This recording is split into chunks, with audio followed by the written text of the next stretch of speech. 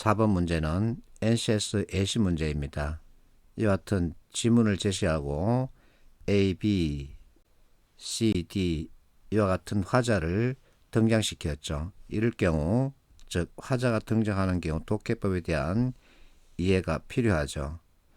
자, 그들이 나의 입장에서 이 글을 읽고 자신들의 생각을 밝히고 있기 때문에 이 지문을 다 읽을 필요는 없습니다. 그러나 제목과 머리 그리고 꼬리는 읽을 필요가 있습니다.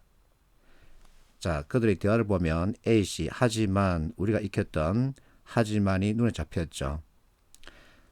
자, 공공의 적이라는 표현에 강조 표시가 들어 있습니다. 그렇다면 결국은 이 지문 전체 내용이 공공의 적이라는 얘기입니다. 즉, 역기능에 대한 언급이죠. 실제 자, 지문에서 세계보건기구도 하루 300ml 이하로 유지하도록 권장하고 있다 그러죠. 즉 좋지는 않다는 얘기입니다. 생각하면 오산이라고 했기 때문에 이제 역기능이 반대 순기능으로 가야 되겠죠. 꼭 필요한 성분 이게 순기능을 뜻하죠. 그러니까 B씨가 A씨의 대화에 대해서 맞장구를 쳐주고 있습니다. 필수 요소라고도 하지 이게 순기능을 뜻하죠. C가 하지만 하면서 자신의 의견을 드러내고 있는데 A, B 두 사람이 순기능에 대해서 언급하고 있기 때문에 C는 역기능에 대한 언급이어야 하겠죠. 그러니까 D가 C의 대화에 대해서 맞아 하면서 맞장구를 쳐주고 있습니다. 자, 지문에서 머리와 꼬리를 봤더니 서로의 관계가 형성되지 않습니다.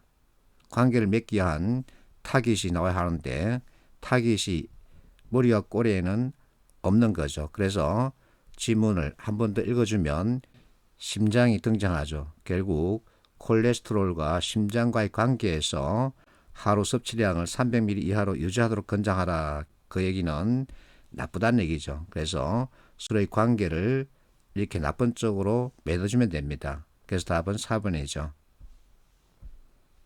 자, 5번 문제 같은 비슷한 내용 가지고 문제를 만들어 봤습니다. 여기서는 이의 대화에서 답을 찾아야 합니다. D가 하지만 내 의견 그러면 이의 대화 식단에 대한 언급 3번입니다. 6번 문제는 누구나 답을 쉽게 찾고 있습니다. 답을 찾아보세요. 7번 문제 역시 같은 문제 유형이죠. 자, 기대라는 표현 가지고 부정적 측면, 긍정적 측면 이렇게 서로 나눠서 볼 수 있습니다. 자, 도공 같은 경우 거의 이와 같은 문제 유형으로 출제했다 그러죠. 8번 문제는 한수원 내신 문제인데 이 지문의 테이블을 먼저 읽으면 바보입니다. 자, A사원 티켓을 SNS로 팔자 하고 제안 또는 제의하고 있습니다. 그랬더니 B사원이 A사원의 의견에 대해서 문제를 제기합니다. 구매 인원수는 많기도 하겠다. 하지만 하고 자기 의견을 드러내고 있죠. 할인율이 이렇게 높으니까 신중하자 이겁니다. 상품 판매 할인율이 높으면 우리한테 돌아오는 이익은 적어지는 거죠. 그러니까 A사원이 B사원의 문제 제기에 대해서 이해시키면서 설득해 들어가고 있는 과정입니다. 할인율은 감안하자 하지만 이렇게 하면 홍보 효과 기대할 수 있고 또 관심도 끌 수 있다. 즉 이렇게 SNS를 팔면 이와 같은 것을 얻을 수 있다 하고 떡에 대해서 언급하고 있죠. 그러니까 B사원이 또 문제를 제기합니다. 하지만 계속 게재되는 것도 그만큼 재고가 많이 남아서 싸구려 처분한다는 부정적인 인상을 심어줄 수 있지 않을까 하고 문제 제기 우려하고 있는 거죠. 그러니까 A사원이 네가 말한 그만큼은 아니다. 그것은 이렇게 해결하면 된다. 판매 기간을 봐라 그 얘기입니다. 왜? 계속 게재한다고 조건을 달았기 때문이죠. 그래서 계속의 반대 이래죠. 그래서 답은 2번입니다. 9번 문제 역시 예시 문제인데 자, 질문에서 맞다, 그렇다 하지만 나왔죠. 그러면서 강조하는 것은 정확한 업무 처리입니다. 자, 업무 처리 관련 내용이 1번, 3번에도 있습니다. 그러면 어느 것이 더 질문에 가까운지 한 번 더 짚어야 되겠죠. 비교하면 1번은 눈치를 보라는 얘기죠. 3번은 눈치 없다는 지적을 받더라도 정확하게 일처리해야 된다는 얘기. 그래서 3번이죠. 자, 10번 문제는 경북대 논술 문제인데 이 문제 참 잘 만들었습니다. 지문이 여러분들이 어려워하는 공리주의 그리고 한계 효용, 체감의 법칙 이와 같은 것을 다루고 있습니다. 그런데 우리는 지금 경제학이라는 전공을 공부하는 게 아니죠. 그래서 지문으로 어떤 형태의 글이 제시되더라도 우리는 우리가 익힌 프레임 가지고 보면 되는 겁니다. 자, 만족의 총량은 커진다 하지만이죠. 결국은 사부 구성 형태로 구성된 글입니다. 꼬리에 그러므로 있습니다.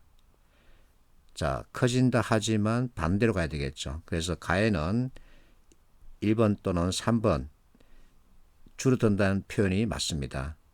커질수록 줄어들 수 있다. 그러므로 자, 다의 경우 금전적 이익의 총합이 큰 경우 자, 이렇게 내가 설명해 놨습니다.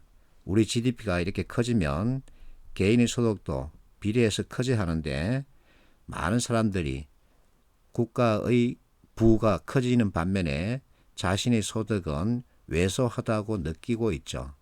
그 같은 현상을 말합니다. 그래서 다는 커진다, 구성원들 만족 총합은 줄어든다. 그래서 답은 1번이죠.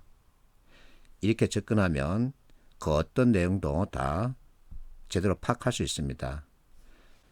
11번 수자원공사 예시 문제입니다.